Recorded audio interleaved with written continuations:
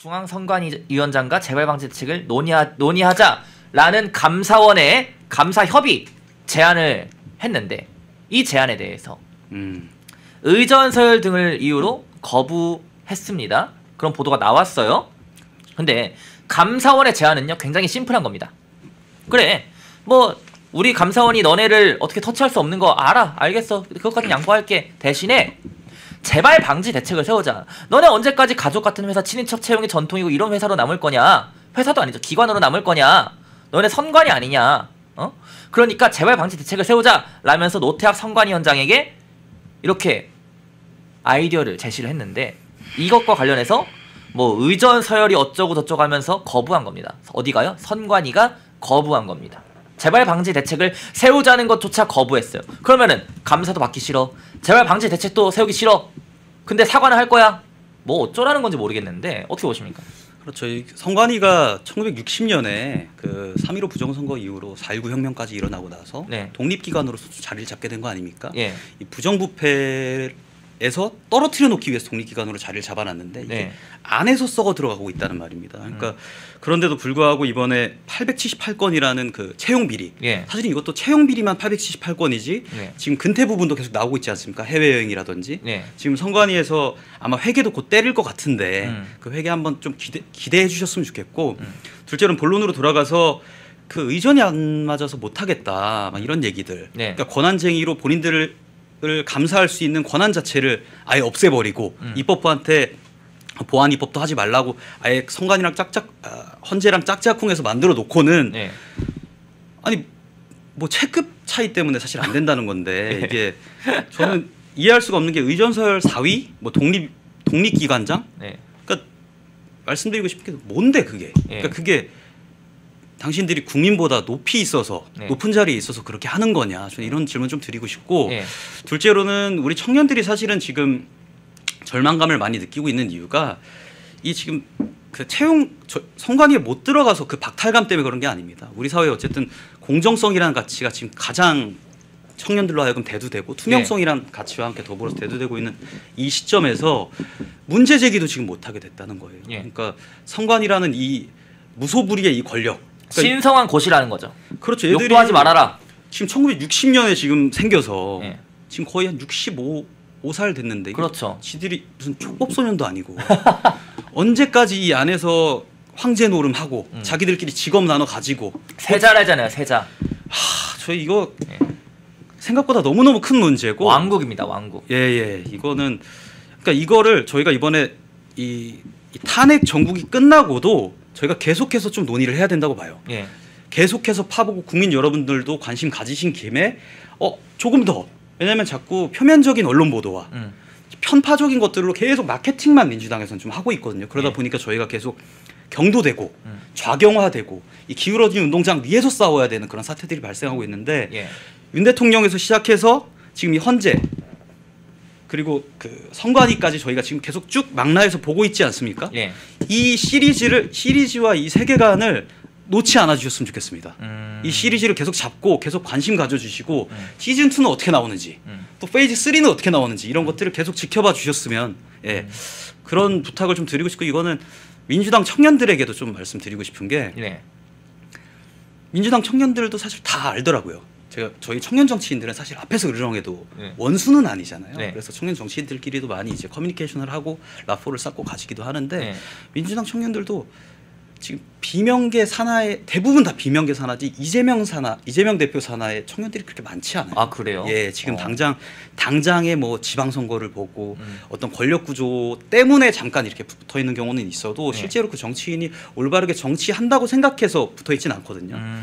그러니까 국민의힘은 싫은데 이재명은 더 싫긴 한데 일단 우리 팀이니까 그래도 어쩔 수 없지라는 지금 태도로 일관을 하고 있어요. 그래서 이런 지금 시리즈물과 이 뿌리 깊은 이 카르텔들이 지금 오픈된 이상 민주당 분들도 좀 같이 이번에 같이 투쟁해 주셨으면 좋겠고 저 이낙연 대표 저 미래 무슨 당인가요? 새로운 미래.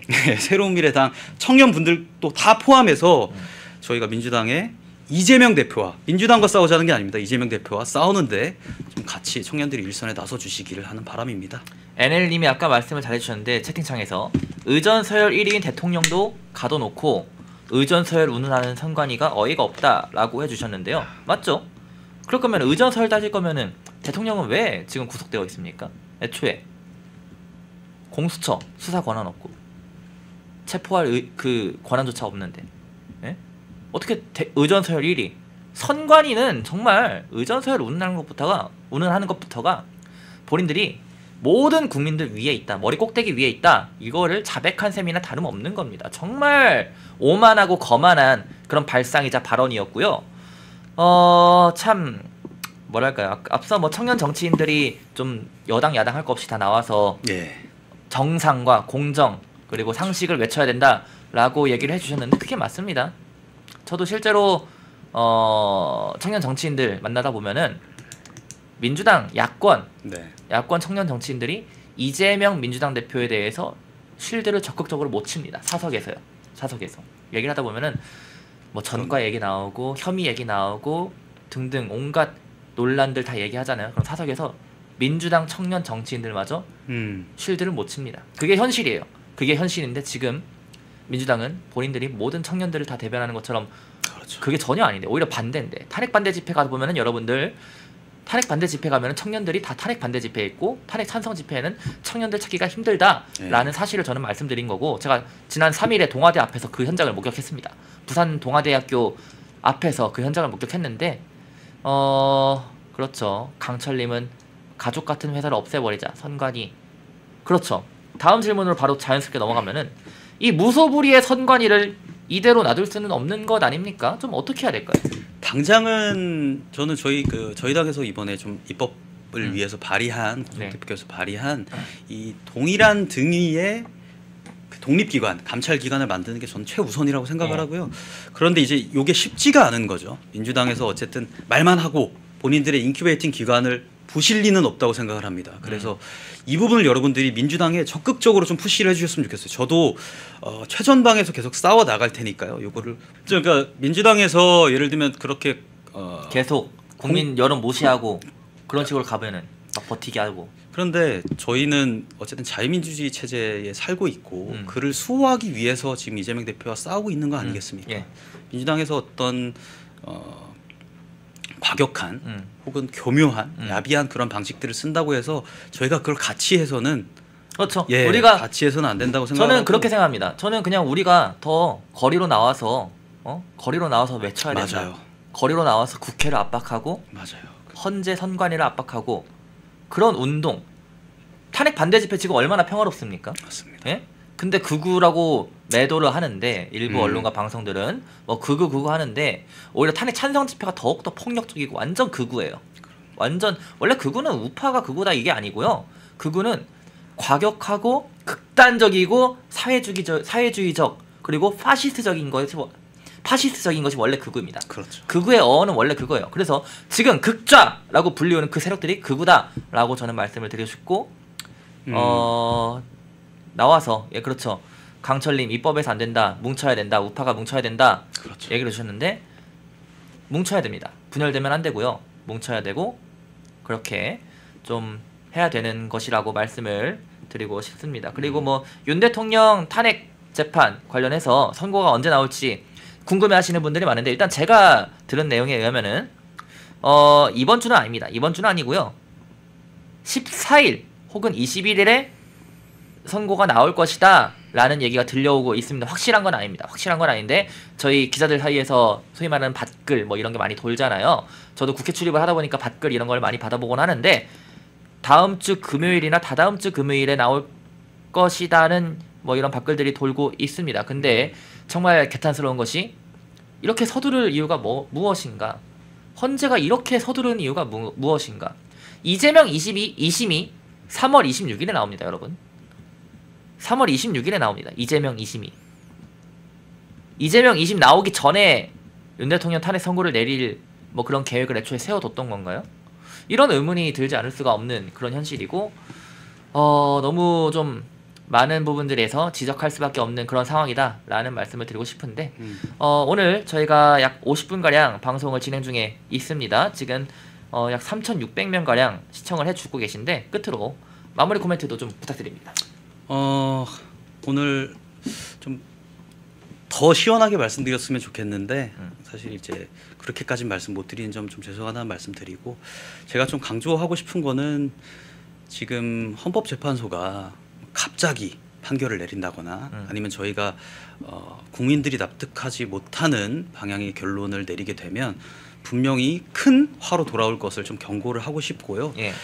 헌법재판이라는 건 결국에는 민의에 따라가는 거지 않습니까? 그렇죠. 민의에 가장 의존하는 재판인데, 지금 민의가 헌법재판소를 불신하고 헌법재판소가 증거도 없음에도 불구하고 지금 윤 대통령을 탄핵시키겠다고 지금 추진하는 상황에 대해서 절대 용납할 수 없다고 생각을 합니다. 그러니까 박근혜 전 대통령께서 원래 6대2로 그 결론이 나오던 걸 굳이 평의를 한 번 더 추가 평의를 거쳐서 8대0까지 또 만들지 않았습니까? 예. 그것이 결국에는 그 지지율 5% 혹은 그 2명의 헌법재판관의 의견을 무시할 수 없어서였기 때문입니다.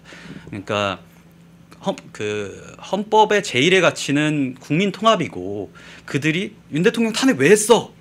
라고 국론이 또 분열될 수 있기 때문에 그렇죠. 그 가치를 위해서 추가 평의를 통해서 8대0을 만든 건데, 이번에 만약에 이 대한민국의 그 국민들의 이 민의가 지금 탄핵 그 재판 과정에 대해서도 의심스러워하고 네. 그 재판 결과에 대해서도 만족하지 못한다면 헌법재판소는 민주당이 더 이상 보호해 줄 수 없다는 점, 그 부분 좀 명확하게 알아주셨으면 좋겠습니다. 예. 이상입니다. 예, 알겠습니다. 자, 오늘 방송 출연이 처음이십니다. 오늘 저희 펜앤마이크 방송뿐만 아니라 패널로서 방송 나오신 게 처음이신데, 그러다 보니까 긴장도 좀 하시고 방송하시면서 좀 울컥하시는 부분이 있어서 솔직하게 그런 감정들을 다 내비치신 것도 있습니다. 그러나 여러분들 방송 처음 하면은 진짜 떨립니다. 저도 방송 처음 할 때 진짜 엄청 떨었어요. 말도 막 엄청 절고 막 이랬었는데 여러분들이 이런 부분들은 좀 양해를 부탁드리는 바이고요. 앞으로도 저희가 기회 되면은 이제는 국민의힘 부대변인 모셔서 시사 정치 관련해서 여러 가지 현안들 좀 속시원한 얘기들도 듣고 그렇게 해볼 예정이니까요. 이제는 부대변인에 대해서도 앞으로도 많은 성원과 응원 부탁드리도록 하겠습니다.